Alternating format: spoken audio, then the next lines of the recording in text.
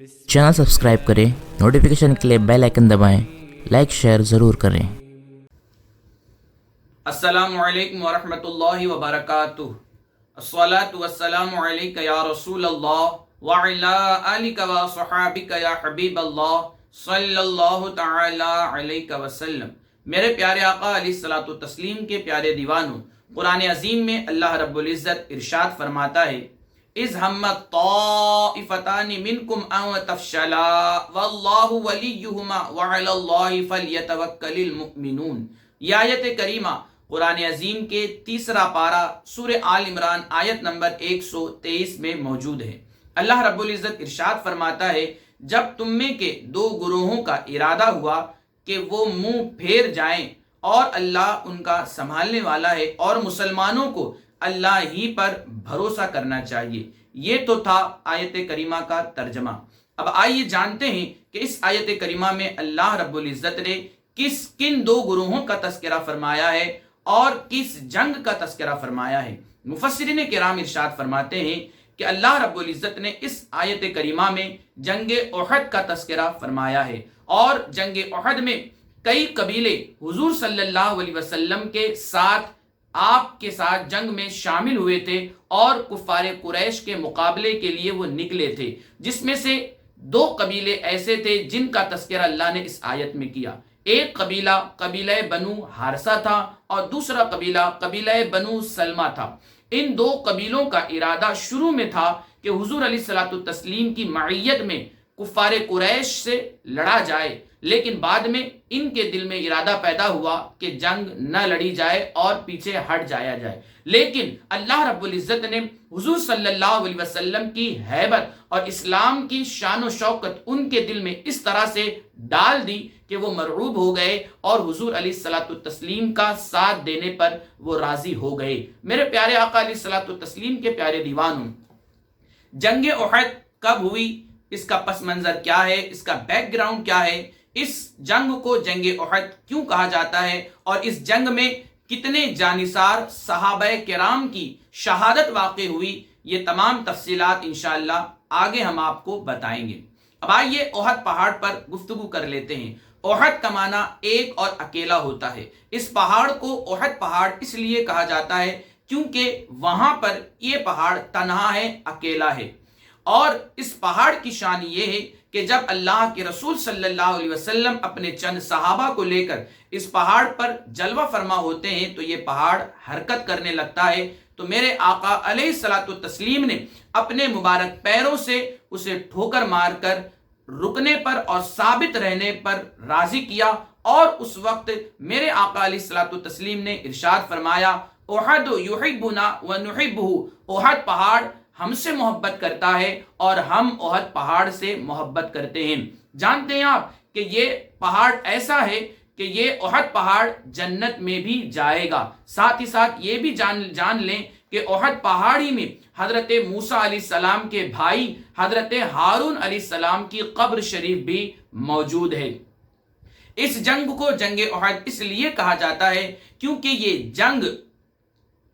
कुफारे कुरैश से लड़ी गई थी और ये जंग उहद पहाड़ के दामन में वाक़े हुई थी, इसीलिए इसे जंगे उहद कहा जाता है। उहद पहाड़ शहर मदीना से 1 फरसंग के फासले पर है, यानी तकरीबन 3 मील की दूरी पर है। ये इस तरह से इसका नक्शा बनाया गया कि अल्लाह के रसूल सल्लल्लाहु अलैहि वसल्लम ने उहद पहाड़ को अपने बैक साइड रखा, पीछे रखा और फिर सामने दुश्मन से आपने मुकाबला किया है। ये जंग कब हुई, इसमें मुफस्सिरीन किराम की मुख्तलिफ राय हैं, मुख्तलिफ तौजीहात हैं, आप समाअत फरमाएं। ये जंग हिजरत के तीसरे साल शव्वाल के महीने में हुई, शंबा का दिन था। माह शव्वाल की तारीख से मुताल्लिक भी मुख्तलिफ रिवायतें पाई जाती हैं। एक रिवायत में आता है कि ये जंग शव्वाल की 11 रातें गुजार करके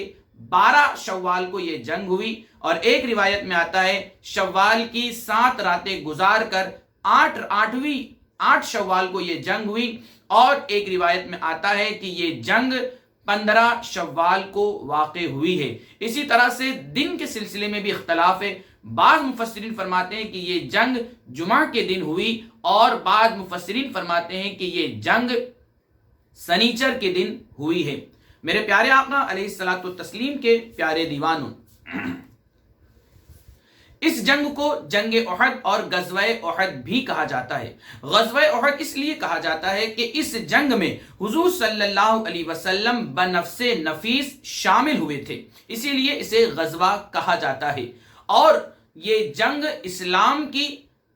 کافروں سے دوسری جنگ ہے۔ سب سے پہلی جنگ جنگ بدر ہوئی تھی، جس میں 70 کفار قریش جو بڑے بڑے سردار تھے اور روسائے مکہ کہلائے جاتے تھے، وہ 70 کفار اس میں مارے گئے تھے اور 70 ہی کی تعداد میں قیدی بھی بنائے گئے تھے۔ اس کے بعد یہ جنگ ہوئی ہے جسے جنگ احد کہا جاتا ہے۔ جنگ احد کا پس منظر اور بیک گراؤنڈ یہی ہے کہ جب جنگ بدر میں مسلمانوں کی فوج نے حضور صلی اللہ علیہ وسلم کی قیادت میں کفار قریش کے بڑے بڑے سردار اور رؤسا کو موت کے گھاٹ اتار دیا اور انہیں مار دیا، جس کے بعد کفار قریش کے دل میں بدلہ لینے کی آگ جل رہی تھی۔ وہ انتقام لینے کے لیے ہمیشہ تگ و دو کرتے اور موقع کی تلاش میں رہا کرتے، اور وہ موقع ڈھونڈتے کہ کب ہمیں ایسا موقع ملے کہ ہم شہر مدینہ پر چڑھائی کریں اور اس کے بعد بانی اسلام حضور صلی اللہ علیہ وسلم کو ختم کر دیں، العیاذ باللہ، اور صحابہ کرام کو بھی ختم کر دیں۔ اس سلسلے میں وہ آپس میں مشورہ کیا کرتے تھے۔ آئیے میں آپ کو آگے کی بات بتاؤں کہ ابو جہل کا بیٹا اکرمہ یہ بعد میں مسلمان ہو گئے تھے، لیکن جنگ احد میں یہ حالت کفر میں تھے۔ ابو جہل کا بیٹا اکرمہ اور امیہ کا بیٹا صفوان، جسے صفوان بن امیہ کہا جاتا ہے، اور عبداللہ بن ربیعہ، اور اس طرح سے 4-6 لوگ یا چند حضرات مل کر کے ابو سفیان کے پاس جاتے ہیں۔ ابو سفیان بھی اس وقت اسلام قبول نہیں کیے تھے اور وہ حالت کفر میں تھے۔ ابو سفیان کے پاس جانے کے بعد یہ سب کے سب شکایت کرتے ہیں کہ جنگ بدر میں کسی کے باپ کو مارا گیا، کسی کے بیٹے کو مارا گیا، کسی کے بھائی کو مارا گیا، اور کسی کے چچا کو مارا گیا، کسی کے دوسرے رشتہ داروں کو مارا گیا۔ ہمیں اس کا بدلہ لینا چاہیے اور ہمیں بدلہ لینا ہے۔ یہ سب کے سب ابو سفیان پر زور ڈالتے ہیں اور مشورہ دیتے ہیں کہ ہر سال شہر مکہ کے تاجروں کا مجموعی منافع جو آتا ہے اسے ہم آپس میں بانٹ لیتے ہیں، لیکن اس سال جو شہر مکہ کے تاجروں کا مال تجارت بک جانے کے بعد، فروخت ہونے کے بعد جو منافع آئے گا، اس منافع کو کوئی بھی نہیں لے گا۔ اس منافع کو جمع کر کے ہتھیار خریدا جائے گا، تلوار خریدی جائے گی، اور جنگی ساز و سامان خریدا جائے گا، اور اس کے بعد مکمل قوت کے ساتھ، مکمل طاقت کے ساتھ ہم شہر مدینہ پر چڑھائی کریں گے، حملہ کریں گے، اور اس کے بعد بانی اسلام حضور صلی اللہ علیہ وسلم کو معاذ اللہ رب العالمین شہید کر دیں گے۔ یہ ان کا پلان تھا، اور پھر انہوں نے اپنے اس پلان کو آگے کس طرح سے بڑھایا آپ سماعت کریں کہ اس سال تاجروں کا مال فروخت ہونے کے بعد جو بھی منافع کی رقم ملی اسے کوئی نہیں لیا، اسے جمع کیا گیا اور جنگی فنڈ میں اس کا استعمال کیا گیا، اور اس کے بعد سب نے اس سے ہتھیار خریدے، تلوار خریدی، زرہ خریدے، اور ایک روایت میں آتا ہے کہ 1000 تقریباً اونٹ تھے اسے بھی بیچ دیا گیا، 50,000 اشرفی کا مال تھا۔ اس طرح سے بہت ساری چیزیں انہوں نے جمع کر لی اور حضور صلی اللہ علیہ وسلم سے لڑنے کے لیے وہ تیار ہو گئے۔ میرے پیارے آقا علیہ الصلوۃ والتسلیم کے پیارے دیوانوں، الغرض بے پناہ جوش و خروش اور انتہائی تیاری کے ساتھ یہ لشکر یعنی کفار قریش کا لشکر شہر مدینہ روانہ ہوا۔ ابو سفیان اس لشکر جرار کا سپہ سالار بنا۔ آپ کو بتا دوں کہ اس لشکر میں ایک روایت کے مطابق 1000 لوگ تھے اور دوسری روایت کے مطابق 3000 لوگ شامل تھے۔ اس پورے لشکر کی کمانڈری ابو سفیان کر رہا تھا۔ حضور صلی اللہ علیہ وسلم کے چچا یہ خفیہ طور پر اسلام لا چکے تھے اور یہ شہر مدینہ میں مقیم تھے۔ انہیں جب معلوم ہوا کہ کفار قریش شہر مدینہ پر حملہ کرنے کا ارادہ رکھتے ہیں، انہوں نے خط لکھا اور حضور صلی اللہ علیہ وسلم کو کفار کے ناپاک ارادوں سے باخبر کیا، اللہ کے رسول صلی اللہ علیہ وسلم کو جب یہ خبر ملی تو آپ نے 5 شوال سن 3 ہجری کو حضرت عدی بن فضالہ رضی اللہ تعالی عنہ کے 2 شہزادے حضرت انس اور حضرت مونس رضوان اللہ تعالی علیہم اجمعین کو جاسوس بنا کر کے کفار قریش کی لشکر کی خبر لانے کے لیے روانہ فرمایا۔ چنانچہ یہ دونوں حضرات یہ پریشان کن خبر لے کر آتے ہیں اور حضور علیہ الصلوۃ والتسلیم کو بتاتے ہیں کہ ابو سفیان کا لشکر مدینہ کے بالکل قریب آ گیا ہے اور ان کے گھوڑے مدینہ کی چراگاہ عریس، اس چراگاہ کا نام عریس تھا، مدینہ کی چراگاہ کی تمام گھاس چر گئے ہیں۔ یہ خبر سن کر 14 شوال سن 3 ہجری جمعہ کی رات حضرت سعد بن معاذ اور حضرت اسید بن حضیر، حضرت سعد بن عبادہ رضی اللہ عنہم ہتھیار لے کر اور چند انصار صحابہ کے ساتھ رات بھر حضور صلی اللہ علیہ وسلم کے گھر کا پہرا دیتے ہیں اور چند صحابہ شہر مدینہ کے اہم ناکوں پر بھی پہرا بٹھا دیتے ہیں۔ حضور صلی اللہ علیہ وسلم نے صبح کو جب آپ بیدار ہوتے ہیں تو جمعہ کا دن تھا، آپ نے صحابہ کرام سے یہ بتایا کہ واللہ میں نے ایک خواب دیکھا ہے اور وہ خواب خیر ہی ہے۔ صحابہ نے عرض کیا یا رسول اللہ صلی اللہ علیہ وسلم اس خواب کے سلسلے میں ہمیں بتائیں۔ آپ نے ارشاد فرمایا کہ میں نے ایک گائے دیکھی ہے جو ذبح کی جا رہی ہے اور میں نے اپنی تلوار میں رخنا یعنی ٹیڑھا پن اور جھکاؤ پن دیکھا ہے، اور میں نے دیکھا کہ میں نے اپنا ہاتھ ایک مستحکم زرہ میں داخل کیا ہے۔ صحابہ کرام نے پوچھا یا رسول اللہ صلی اللہ علیہ وسلم اس کی تعبیر کیا ہے؟ تو میرے آقا علیہ الصلوۃ والتسلیم نے ارشاد فرمایا کہ جو گائے ذبح کی گئی ہے وہ اس سے مراد، اس کی تعبیر یہ ہے کہ اس سے مراد میرے صحابہ ہیں جو جنگ احد میں شہید کیے جائیں گے، اور جو میری تلوار میں رخنا ہے اور جو ٹوٹا پن ہے اس سے مراد میرے اہل بیت ہیں جس میں سے ایک مرد شہید کیا جائے گا۔ اور آگے حضور صلی اللہ علیہ وسلم نے فرمایا کہ میں نے اپنے چہرے کو زخمی حالت میں بھی دیکھا ہے، اور اس کی تعبیر حضور علیہ السلام نے یہ بتائی کہ اس دن مجھے میرے چہرے پر زخم ہوں گے، اور اس کی تعبیر یہی ہے۔ میرے پیارے آقا علیہ الصلوۃ والتسلیم کے پیارے دیوانوں، جب یہ تعبیر صحابہ کرام کو حضور صلی اللہ علیہ وسلم نے بتا دی، اس کے بعد آپ اپنے حجرے میں تشریف لے جاتے ہیں اور حضرت ابو بکر، حضرت عمر رضی اللہ تعالی عنہما آپ کے ساتھ تھے۔ ان دونوں حضرات نے آپ کے سر اقدس پر عمامہ شریف باندھا اور آپ کو لباس پہنایا۔ صحابہ کرام باہر کھڑے ہو کر صف بنا کر انتظار کر رہے تھے کہ کب حضور علیہ الصلوۃ والتسلیم تشریف لائیں اور ہم جنگ کے سلسلے میں باہر جائیں۔ آپ جب تشریف لاتے ہیں تو آپ نے صحابہ کرام سے مشورہ کیا کہ یہ جنگ شہر مدینہ میں رہ کر کے لڑی جائے یا شہر مدینہ سے باہر جا کر لڑی جائے۔ تو صحابہ کرام میں سے کچھ لوگوں نے مشورہ دیا کہ جنگ جو ہے شہر کے باہر جا کر کے لڑنی چاہیے، کسی نے مشورہ دیا کہ شہر ہی میں رہ کر کے ہمیں اپنے شہر کا دفاع کرنا چاہیے اور دشمن کے حملوں کا جواب دینا چاہیے۔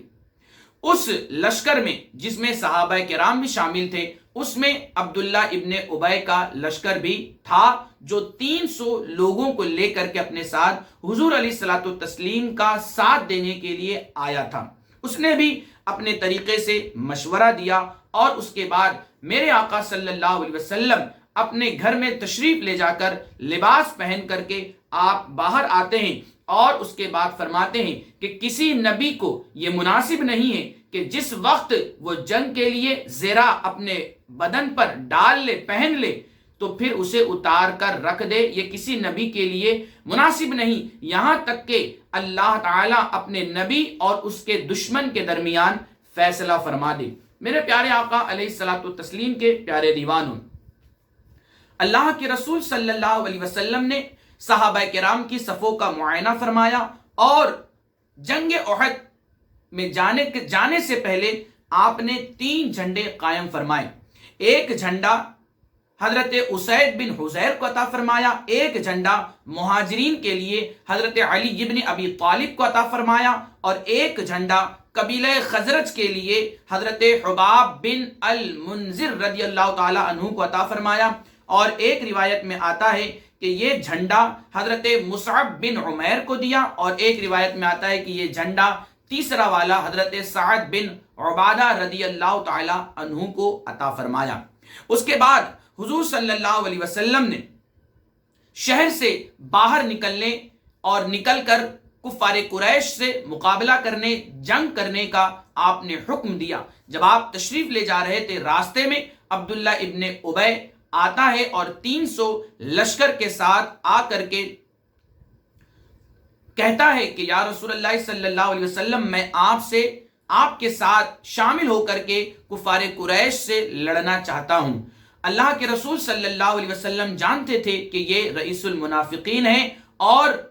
عبداللہ ابن ابی کے حلیف یہودیوں کا یہ لشکر لے کر آیا تھا۔ اللہ کے رسول صلی اللہ علیہ وسلم نے ارشاد فرمایا کہ ان لوگوں سے کہہ دو کہ وہ واپس لوٹ جائیں، ہم مشرکوں کے مقابلے میں مشرکوں کی مدد ہرگز نہیں لیں گے۔ چنانچہ یہودیوں کا لشکر واپس چلا گیا۔ پھر عبداللہ ابن ابی منافقوں کا سردار یہ بھی اپنے 300 آدمیوں کو لے کر کے واپس چلا جاتا ہے اور کہتا ہے کہ میں نے محمد صلی اللہ علیہ وسلم کو مشورہ دیا، وہ میرے مشورے کو قبول نہیں کرتے ہیں، میری رائے کے خلاف وہ میدان میں نکل پڑے، لہٰذا میں ان کا ساتھ نہیں دوں گا۔ اس طرح سے جب حضور نکلے تھے تو 1000 کا لشکر تھا، لیکن جب عبداللہ ابن ابی کو میرے آقا نے لوٹا دیا تو اس کے ساتھ آنے والے 300 افراد چلے جاتے ہیں، اور پھر حضور علیہ الصلوۃ والتسلیم کا لشکر صرف 700 ہی رہ جاتا ہے۔ حضور علیہ الصلوۃ والتسلیم کے ساتھ 700 کا لشکر ہے، اور کفار قریش کے ساتھ 3000 کا لشکر جرار ہے۔ میں آپ کو بتاؤں کہ حضور صلی اللہ علیہ وسلم کی فوج میں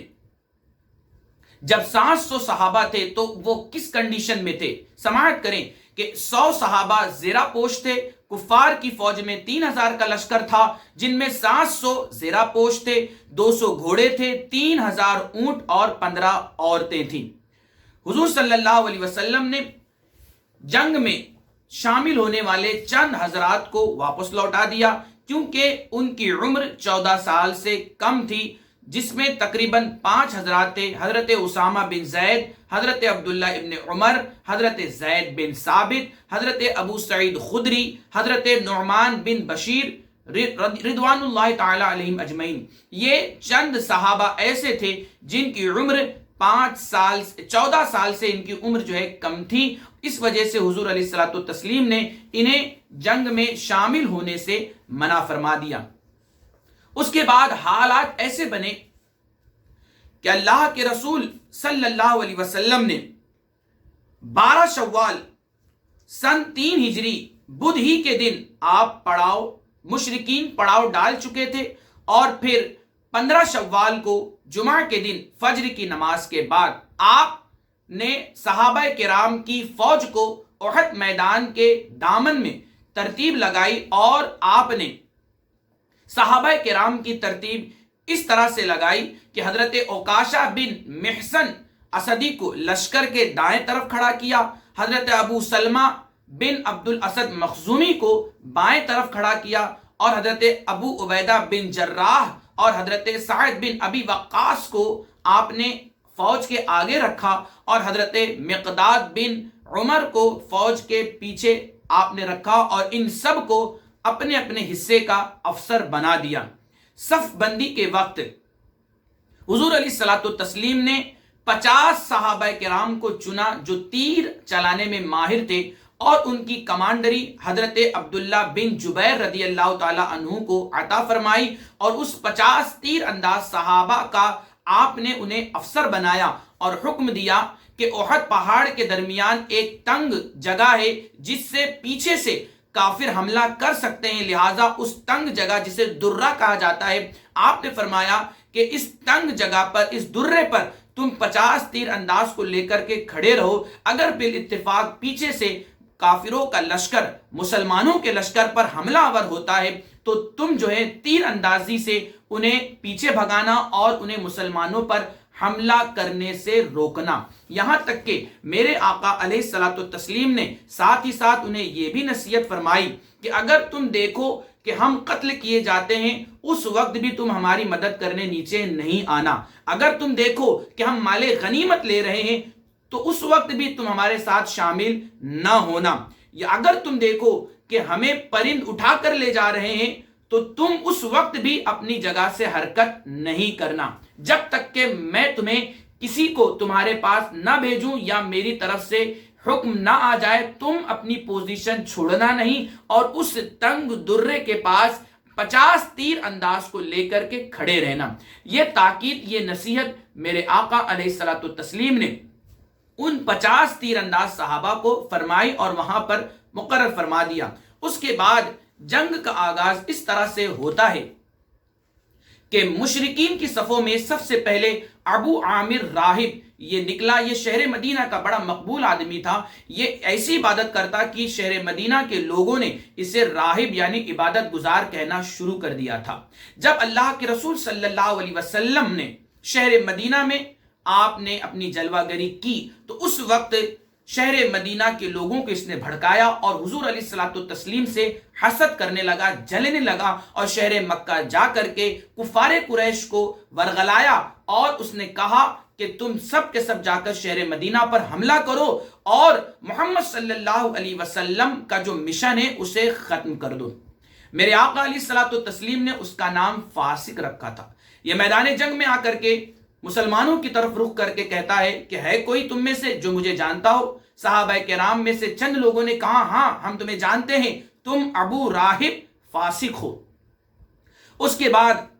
جب یہ آ کر کے حضور علیہ الصلوۃ والتسلیم کے صحابہ پر حملہ کرنے کا ارادہ اس نے بنایا تو صحابہ کرام نے اس پر سنگ باری کی اور ایسے پتھر برسائے کہ یہ اپنے تمام ساتھیوں کے ساتھ بھاگ کھڑا ہوا۔ اس کے بعد پورے لشکر کفار کا علم بردار جو تھا اس کا نام طلحہ بن ابو طلحہ تھا، یہ سب سے نکل کر کے میدان میں آیا۔ میں آپ کو بتاؤں کہ لشکر کفار کا علم بردار طلحہ بن ابو طلحہ جس قبیلے کا تھا اسی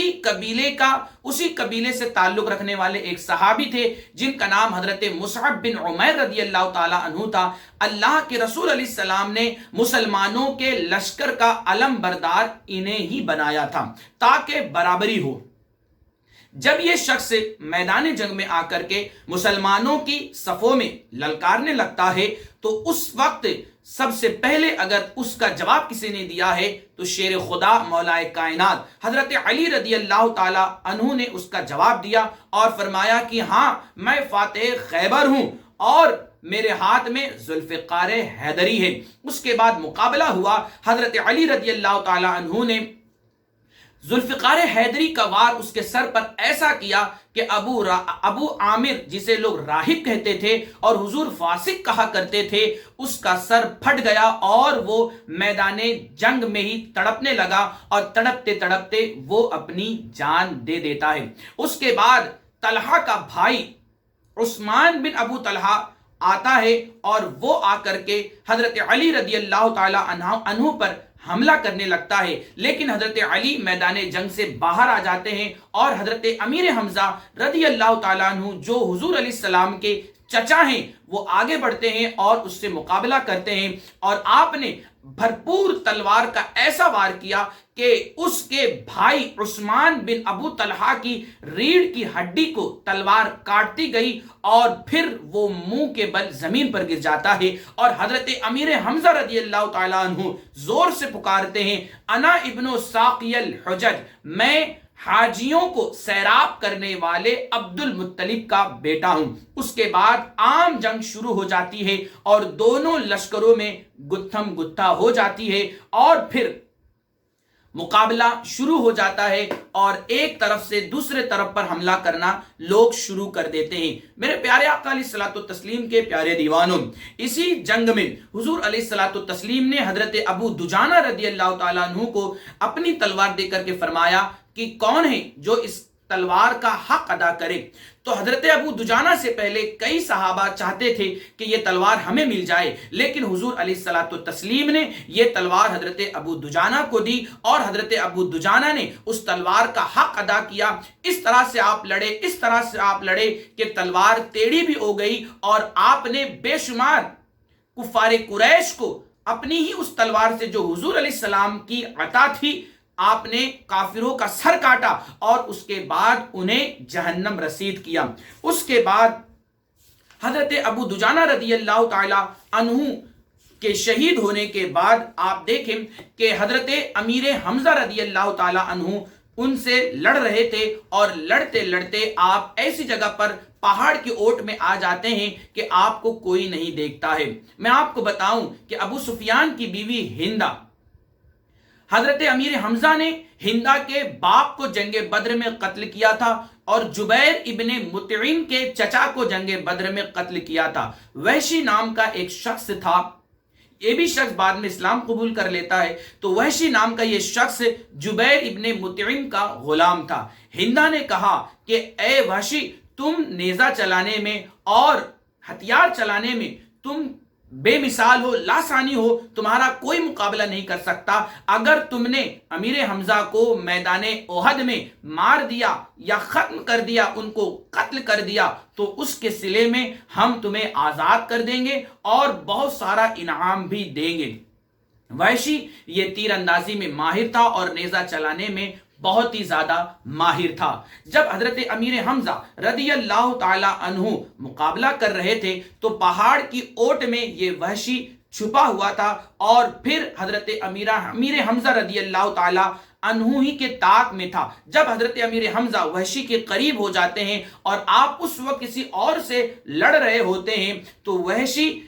تاک کر کے نیزہ پھینکتا ہے اور وہ نیزہ حضرت امیر حمزہ کے ناف پر آ کر لگتا ہے اور پشت سے پار ہو جاتا ہے، وہ نیزہ پیٹھ سے پیچھے سے باہر نکل جاتا ہے، اور اس کے بعد حضرت امیر حمزہ تلوار لے کر آگے بڑھتے ہیں اور وحشی پر حملہ ہی کرنا چاہتے ہیں، مگر زخم کی تاب نہ لا کر آپ گر پڑتے ہیں اور شہادت سے سرفراز ہو جاتے ہیں۔ کفار کے بڑے بڑے علمدار کٹ کٹ کر کے گر رہے تھے۔ میں آپ کو بتاؤں کہ ایک روایت میں آتا ہے کہ حضور صلی اللہ علیہ وسلم کے ساتھ جنگ احد میں 2 فرشتے دیکھے گئے تھے، جن میں ایک فرشتہ حضرت جبرائیل علیہ السلام تھے اور دوسرے فرشتے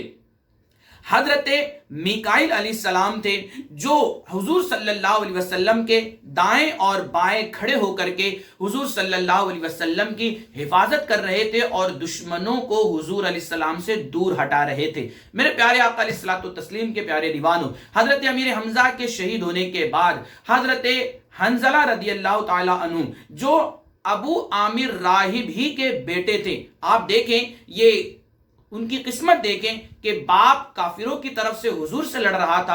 اور بیٹا حضرت حنظلہ رضی اللہ تعالی عنہ یہ صحابی ہیں اور حضور علیہ الصلوۃ والتسلیم کے ساتھ کفار قریش سے لڑ رہے تھے۔ جب حضرت حنظلہ رضی اللہ تعالی عنہ لڑتے ہیں تو لڑنے کے بعد جب یہ بھی شہید ہو جاتے ہیں تو ان کی لاش نظر نہیں آتی ہے۔ صحابہ کرام نے حضرت حنظلہ رضی اللہ تعالی عنہ کی لاش کو جب تلاش کیا تو انہیں پہاڑ کے پیچھے ایسی جگہ پر آپ کی لاش ملی کہ ایسا لگ رہا تھا کہ آپ کو کسی نے غسل دیا ہے۔ آپ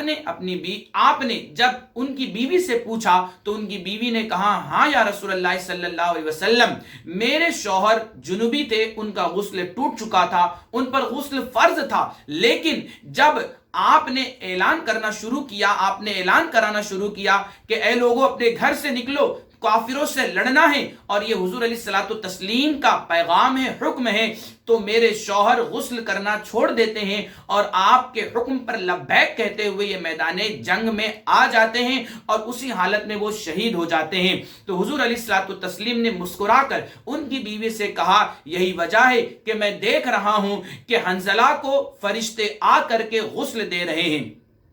اسی لیے انہیں غسیل الملائکہ یعنی فرشتوں کے ہاتھوں سے انہیں غسل ملا ہے انہیں غسیل الملائکہ کہا جاتا ہے۔ حضرت حنظلہ رضی اللہ تعالی عنہ کے شہید ہونے کے بعد حضرت مصعب بن عمیر رضی اللہ تعالی عنہ جو کہ مسلمانوں کی فوج کے علمبردار تھے، یہ بھی شہید ہوتے ہیں، اور انہیں شہید کرنے والا ظالم عبداللہ ابن قمیہ تھا یا قمیہ تھا۔ یہ بہت ہی ماہر تیر چلانے والا، تلوار چلانے والا تھا، اور کئی زرے سے اس نے اپنے آپ کو ڈھک کر کے رکھا تھا، اور یہ اس طرح سے تھا کہ یہ چاروں طرف گھومتا تھا، لوگ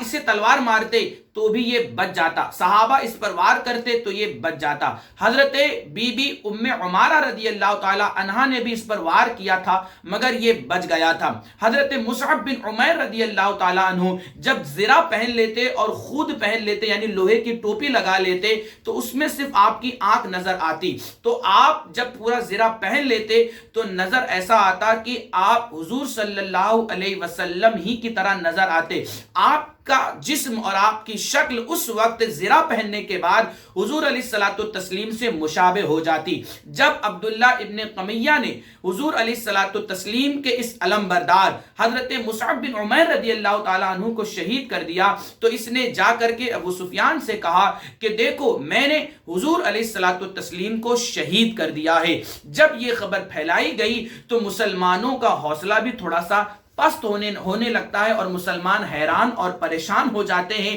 اور کافروں کا حوصلہ بلند ہو جاتا ہے۔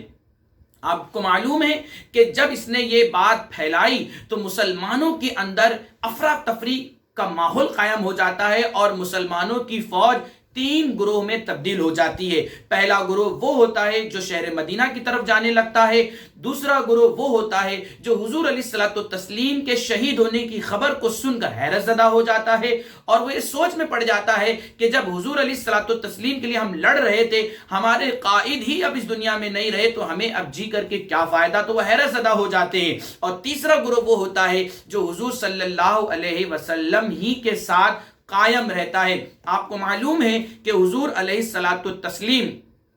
پیچھے نہیں ہٹے، اس وقت آپ ثابت قدم تھے، اور اس وقت 14 صحابہ کرام آپ کی حفاظت پر معمور تھے، جس میں حضرت ابوبکر صدیق، حضرت عمر بن خطاب، حضرت عبد الرحمن بن عوف، حضرت سعد بن عبادہ، اس طرح سے کئی صحابہ تھے، جس میں 7 مہاجرین صحابہ تھے، 7 انصار صحابہ تھے۔ یہ تمام کے تمام صحابہ جن کی 14 تعداد بنتی تھی، حضور علیہ الصلوۃ والتسلیم کی حفاظت پر یہ معمور تھے۔ آپ کو معلوم ہے کہ اچانک جنگ کا پاسا پلٹ جاتا ہے۔ وہ اس طرح سے پلٹتا ہے کہ جب کافروں کے بڑے بڑے سردار جنگ میں مارے جا رہے تھے تو اس وقت لگ رہا تھا کہ جنگ جیتی جا رہی، اور حقیقت میں یہ جنگ جیتی ہی جا رہی تھی، کیونکہ مسلمان پے در پہ حملے کر رہے تھے، اور اس میں حضرت علی رضی اللہ تعالی عنہ کا جو لڑنے کا اور جہاد کرنے کا اور کافروں پر حملہ کرنے کا جو انداز تھا وہ بڑا ہی نرالا تھا۔ سارے صحابہ حیرت زدہ تھے کہ حضور علیہ الصلوۃ والتسلیم کا وصال ہو چکا ہے، شہید کر دیے گئے، تو سب رک گئے تھے۔ لیکن حضرت علی رضی اللہ تعالیٰ عنہ اس وقت بھی آپ نے اپنی تلوار کو روکا نہیں، آپ بدستور لڑتے رہے اور کافروں کو ڈھکیلتے رہے۔ جب کفار قریش نے دیکھا کہ اب ہم لڑ نہیں سکتے، وہ بھاگنے لگے، اور مسلمانوں کی فوجوں نے ان کا پیچھا کرنا شروع کیا، اور وہ کافر مال غنیمت چھوڑ کر کے بھاگنے لگے۔ تو اس وقت وہ 50 تیر انداز جنہیں حضور علیہ الصلوۃ والتسلیم نے احد پہاڑ کے اس تنگ درے پر کھڑا کیا تھا، وہ 50 تیر انداز نے سوچا کہ اب تو جنگ جیتی جا چکی ہے، کافر بھاگ رہے ہیں، مسلمان مال غنیمت حاصل کر رہے ہیں، تو لہٰذا اب نیچے اترو پہاڑ سے اور پھر مال غنیمت کو لے لو۔ حضرت عبداللہ بن جبیر رضی اللہ تعالی عنہ نے انہیں منع کیا اور فرمایا کہ حضور علیہ السلام نے یہ حکم دیا ہے کہ کچھ بھی ہو جائے تمہیں ہٹنا نہیں ہے، جب تک کہ میرا حکم نہ آ جائے تم نہ ہٹو۔ لیکن ان تمام صحابہ کرام نے کسی کی نہ سنی، اور اس کے بعد وہ سب کے سب نیچے اتر کر آنے لگے۔ آپ کو میں بتا دوں کہ اسی درے کے پیچھے خالد ابن ولید، جو اس وقت چند پہلوان اور چند تیر انداز اور چند فوج کو لے کر کے پیچھے چھپے ہوئے تھے اور جنگ کا منظر پورا دیکھ رہے تھے، یہ اس وقت اسلام قبول نہیں کیے تھے، تو اس وقت حضرت عبداللہ ابن جبیر کی نافرمانی کرنے کے بعد اور حضور علیہ الصلوۃ والتسلیم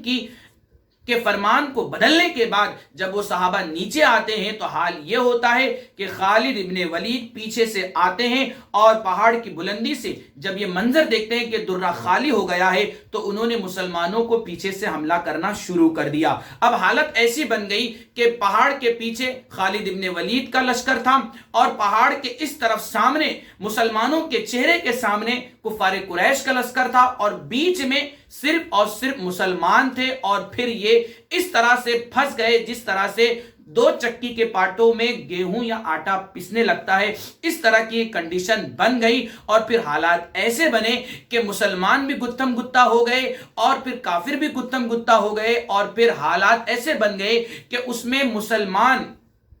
بے خودی میں اور وارفتگی میں اور بدحواسی میں تلوار اپنوں ہی پر چلانے لگے، اور اس وقت حضرت حذیفہ کے والد حضرت یمان رضی اللہ تعالی عنہ خود مسلمانوں کی تلوار سے شہید ہو جاتے ہیں۔ حضرت حذیفہ بار بار کہتے ہیں کہ اے مسلمانوں، تم بدحواسی کے عالم میں اپنوں ہی پر حملہ کر رہے ہو، یہ میرے والد ہیں، یہ صحابی ہیں، یہ منافقوں میں سے نہیں ہیں، یہ کافروں میں سے نہیں ہیں۔ اس کے باوجود بھی کسی کا دھیان نہ رہا اور حضرت حذیفہ کے والد حضرت یمان رضی اللہ تعالی عنہ شہید ہو جاتے ہیں، اور مسلمانوں ہی نے بدحواسی کے عالم میں حضرت یمان رضی اللہ تعالی عنہ کو شہید کر دیا۔ ساتھ ہی ساتھ میں آپ کو بتاؤں کہ اسی درمیان حضور صلی اللہ علیہ وسلم پر بھی حملہ ہوا، اور حملہ کس نے کیا؟ حضرت ابو بکر صدیق، حضرت عمر فاروق اور دیگر صحابہ کرام حضور علیہ الصلوۃ والتسلیم کو چاروں طرف سے پہرا دے رہے تھے،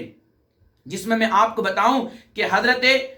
سعد بن ابی وقاص رضی اللہ تعالی عنہ یہ بھی حضور علیہ الصلوۃ والتسلیم کی حفاظت پر مامور تھے، اور اس طرح سے تیر چلا رہے تھے کہ میرے آقا نے خوش ہو کر کے تیر دیا اور فرمایا ارمی یا سعد فدا کا ابی و امی، اے سعد چلاؤ تیر، تم پر میرے ماں باپ قربان ہو جائیں۔ اسی طرح سے حضرت ابو دجانہ اس وقت بھی آپ جو ہے میرے آقا کا ڈھال بن کر کے آپ کافروں سے حضور کو بچا رہے تھے۔ اسی طرح سے حضرت طلحہ رضی اللہ تعالی عنہ بھی جانثاری کا منظر پیش کر رہے تھے، اور آپ کے بدن پر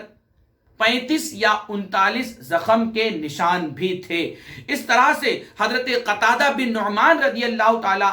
عنہ، یہ انصاری صحابی ہیں، یہ بھی میرے آقا علیہ الصلوۃ والتسلیم کی حفاظت پر مامور تھے اور آپ کی حفاظت کر رہے تھے۔ ناگہاں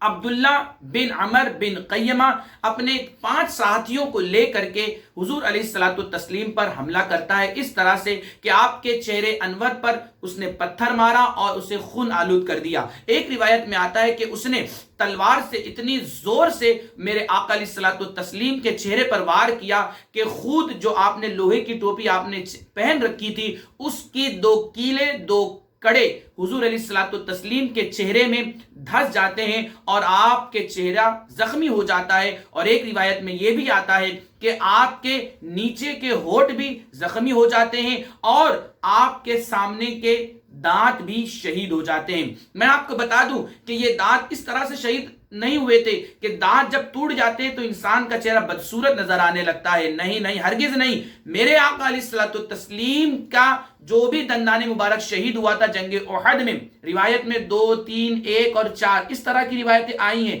تو جو بھی دندان مبارک شہید ہوا تھا وہ جڑ سے نہیں ٹوٹا تھا بلکہ اس کے کچھ کنارے ہلکے سے ٹوٹے تھے، اور وہ ٹوٹنے کی وجہ سے وہ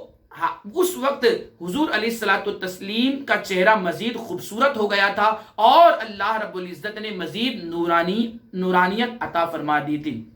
میرے پیارے آقا علیہ الصلوۃ والتسلیم کے پیارے دیوانوں، المختصر یہ کہ ان 5 لوگوں نے کفار قریش کی طرف سے حضور علیہ الصلوۃ والتسلیم پر حملہ کیا اور میرے آقا کو زخمی کر دیا۔ حضور علیہ الصلوۃ والتسلیم نے فرمایا کہ اگر میرے جسم سے خون ٹپک کر زمین پر گر جائے گا تو پوری روئے زمین پر عذاب آ جائے گا اور اللہ تعالیٰ انہیں اپنے عذاب میں مبتلا کر دے گا۔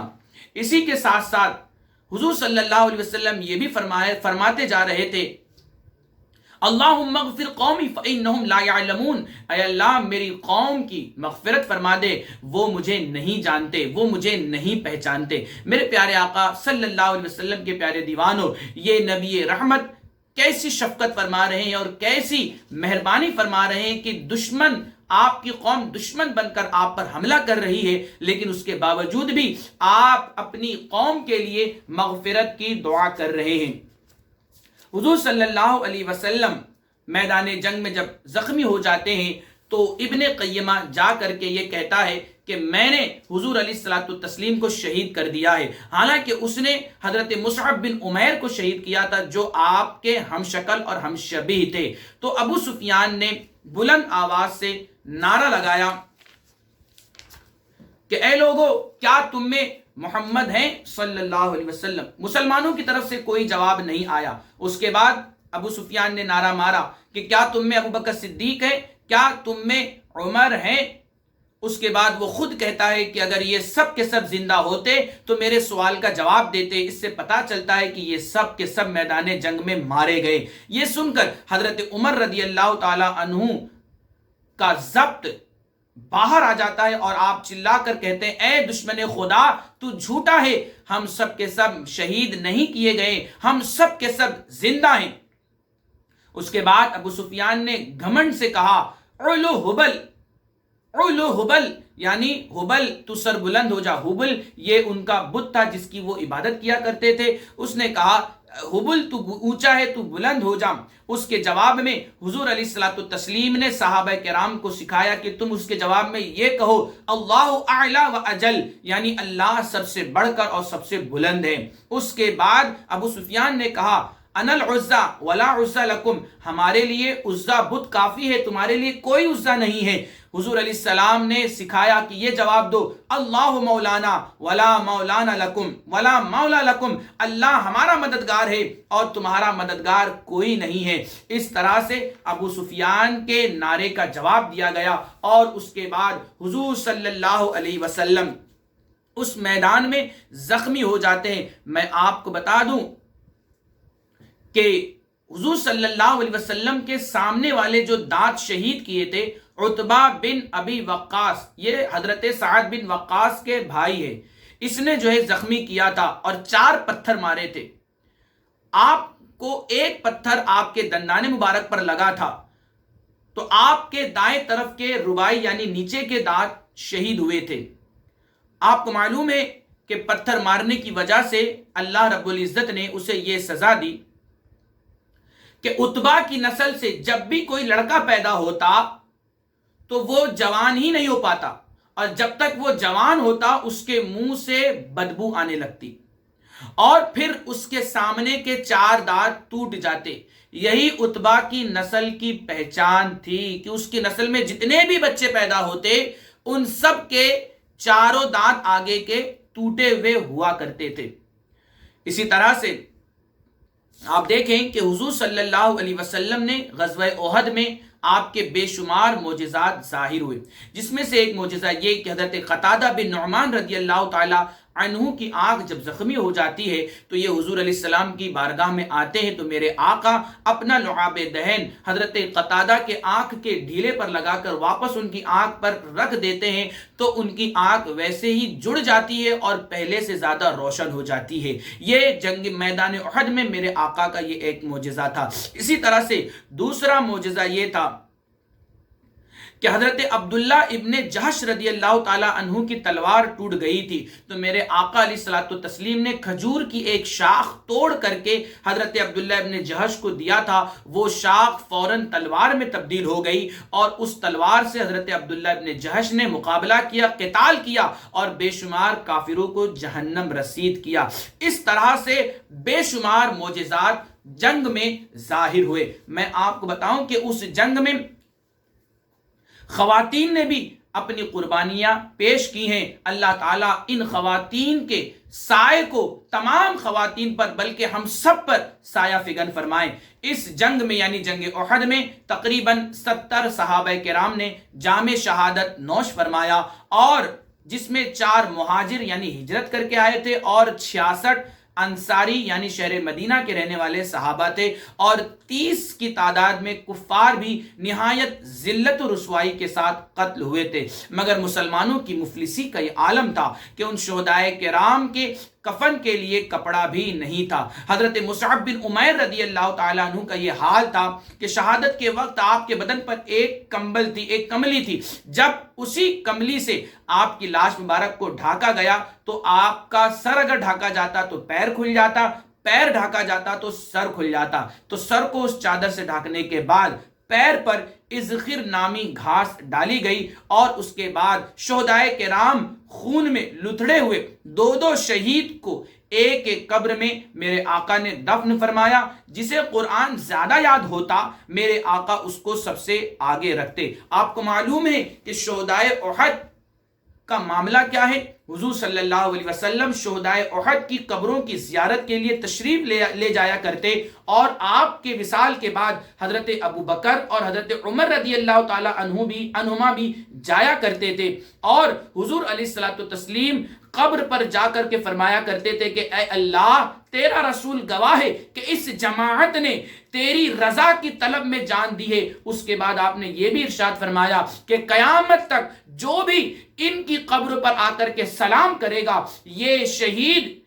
ان سلام کرنے والوں کا سلام بھی سنیں گے اور اس سلام کا جواب بھی دیں گے۔ اس سلسلے میں آپ کو ایک روایت بتاؤں کہ حضرت فاطمہ خزاعیہ رضی اللہ تعالی عنہا کا بیان ہے کہ ایک دن میں احد کے میدان سے گزر رہی تھی، اور حضرت امیر حمزہ رضی اللہ تعالی عنہ کی قبر پر میں نے پہنچ کر السلام علیکہ یا عم رسول اللہ کہا، یعنی اے اللہ کے رسول کے چچا آپ پر سلام ہو، تو قبر سے جواب آیا وعلیکم السلام ورحمۃ اللہ وبرکاتہ۔ میرے پیارے آقا علیہ الصلوۃ والتسلیم کے پیارے دیوانوں، اس سے معلوم ہوا کہ اللہ والے آج بھی اپنی قبروں میں زندہ ہیں، اور ان کی زندگی کو دنیا میں چلنے والا وہی شخص سمجھ سکتا ہے جسے اللہ نے بصیرت سے بھی نوازا ہو اور بصارت سے بھی نوازا ہو۔ جب حضرت امیر حمزہ رضی اللہ تعالی عنہ شہید ہو جاتے ہیں تو حضور صلی اللہ علیہ وسلم ارشاد فرماتے ہیں کہ اے امیر حمزہ، تمہارے ناک کان کو کاٹا گیا، تمہاری آنکھیں نکالی گئی، تمہارا جگر نکال کے اسے کچا ہندا نے چبایا ہے، اور کفار قریش کی عورتوں نے شہداء کی لاشوں کو مسلح کیا ہے۔ اے امیر حمزہ، میں تمہارے بدلے کافروں کی 70 لاشوں کو مسلح کروں گا، یعنی ان کے ناک کان کاٹوں گا اور انہیں بھی جو ہے اس طرح سے بنا دوں گا کہ ان کا چہرہ دیکھنے کے قابل نہیں ہوگا۔ تو اس وقت اللہ رب العزت نے حضور صلی اللہ علیہ وسلم کو یہ کام کرنے سے منع فرمایا، اور فرمایا کہ اے میرے محبوب، آپ یہ کام ہرگز نہ کریں۔ اور اس کے بعد یہ آیت کریمہ بھی نازل ہوئی، فَإِنْ عَاقِبْتُمْ بِمِثْلِ فَعَاقِبُوا او کما قال اللہ، کہ یعنی اے میرے محبوب، آپ یہ کام ہرگز نہ کریں اور کافروں کا مسلح نہ بنائیں۔ فَإِنْ عَاقِبْتُمْ فَعَاقِبُوا بِمِثْلِ مَا عُوقِبْتُمْ، یہ پوری آخر تک یہ آیت کریمہ نازل ہوئی۔ اس کے بعد میرے آقا نے صبر کیا اور اپنی قسم کا کفارہ ادا کیا، اور آپ نے کافروں کی لاشوں کا مسلح بنانے کا جو ارادہ کیا تھا، آپ اس ارادے سے باز آ گئے اور آپ نے کافروں کی لاشوں کا مسلح نہیں کیا۔ اسی طرح سے میں آپ کو بتاؤں کہ شہدائے احد کتنے ہیں، اس میں بھی اختلاف ہے۔ کچھ فرماتے ہیں 70 شہید ہوئے، کچھ فرماتے ہیں 65 شہید ہوئے، 4 مہاجرین اور 61 انصار صحابہ جو میں نے ابھی بتایا، اور کچھ فرماتے ہیں 70 شہید ہوئے جس میں 6 مہاجرین اور 64 صحابہ۔ میرے پیارے آقا علیہ الصلوۃ والتسلیم کے پیارے دیوانوں، شہدائے کرام زندہ ہیں، ان کی زندگی کو ہم اور آپ نہیں سمجھ سکتے۔ اللہ رب العزت شہدائے کرام ہی کے سلسلے میں اللہ فرماتا ہے وَلَا تَقُولُوا لِمَنْ يُقْتَلُ فِي سَبِيلِ اللَّهِ أَمْوَاتٌ بَلْ أَحْيَاءٌ، جو اللہ کی راہ میں مارے جائیں انہیں مردہ نہ کہو، وہ زندہ ہیں، تم ان کی زندگی کو ہرگز نہیں سمجھ سکتے۔ جانتے ہیں آپ سن 3 ہجری کو، ہجرت کے تیسرے سال جو واقعات پیش آئے وہ سماعت کریں۔ پہلا واقعہ یہ کہ 15 رمضان سن 3 ہجری کو امام حسن رضی اللہ تعالی عنہ کی ولادت ہوئی۔ اسی سال حضور علیہ الصلوۃ والتسلیم نے حضرت بی بی حفصہ رضی اللہ تعالی عنہا سے نکاح فرمایا۔ اسی سال حضرت عثمان غنی رضی اللہ تعالیٰ عنہ نے حضور علیہ الصلوۃ والتسلیم کی شہزادی حضرت ام کلثوم رضی اللہ تعالیٰ عنہا سے نکاح فرمایا۔ اسی سال میراث کے احکام و قوانین بھی نازل ہوئے۔ اب تک میراث میں ذوی الارحام کا کوئی حصہ نہ تھا، ان کے حقوق کی تفصیل اسی سال بیان کی گئی۔ اسی طرح سے مشرک عورتوں سے نکاح کرنا مسلمانوں کے لیے جائز تھا، مگر سن 3 ہجری میں حرام کر دیا گیا اور ہمیشہ کے لیے مشرک عورتوں کا نکاح مسلمانوں سے حرام کر دیا گیا۔ اسی طرح سن 3 ہجری کو کعب بن اشرف یہودی کا قتل ہوا۔ یہ وہ شخص تھا جو بہت بڑا شاعر تھا اور یہ اپنے اشعار لکھ لکھ کر کے حضور علیہ الصلوۃ والتسلیم کی ہجو، بے ادبی اور گستاخی کیا کرتا تھا۔ اسے حضرت محمد بن مسلمہ نے اپنے ساتھیوں کے ساتھ رات میں جا کر کے اسے قتل کر دیا۔ اسی طرح سن 3 ہجری کو غزوہ غطفان واقع ہوا، جس میں کوئی لڑائی تو نہیں ہوئی، البتہ اس غزوے میں جو شخص دعسور بن حارث محاربی نامی شخص تھا، یہ حضور علیہ الصلوۃ والتسلیم کے معجزے کو دیکھ کر کے یہ اسلام قبول کرتا ہے اور کوئی لڑائی نہیں ہوتی ہے۔ تو میرے پیارے آقا علیہ الصلوۃ والتسلیم کے پیارے دیوانوں، یہ مختصر سی تفصیل جنگ احد کی تھی اور عنقریب جنگ احد کی تاریخ آنے والی ہے۔ میں آپ سے گزارش کرتا ہوں کہ آپ حضرات اسے مکمل دیکھیں اور دیکھنے کے بعد اپنے دوست احباب کو ضرور یہ ویڈیو پہنچائیں تاکہ ہر کوئی جنگ احد اور مسلمان مجاہدین، مسلمان صحابہ کی جانثاری، وفاداری، ایثار اور قربانی کی تاریخ کو جان سکے اور سیکھ سکے اور اس پر عمل کر سکے۔ میں اپنی گفتگو کو ختم کرتا ہوں اس شعر پر: آئین جواں مردی حق گوئی و بے باکی، آئین جواں مردی حق گوئی و بے باکی، اللہ کے شیروں کو آتی نہیں روباہی۔ اللہ تعالی جنگ احد میں شہید ہونے والے تمام صحابہ کے مزارات پر اپنی رحمت و نور کی بارش نازل فرمائے اور ان کے صدقے اللہ تعالی ہم سب کی مغفرت فرمائے اور ہمیں بھی حضور صلی اللہ علیہ وسلم پر اپنی جان چھڑکنے کا جذبہ عطا فرمائے۔ وما علینا الا البلاغ۔ السلام علیکم ورحمۃ اللہ وبرکاتہ۔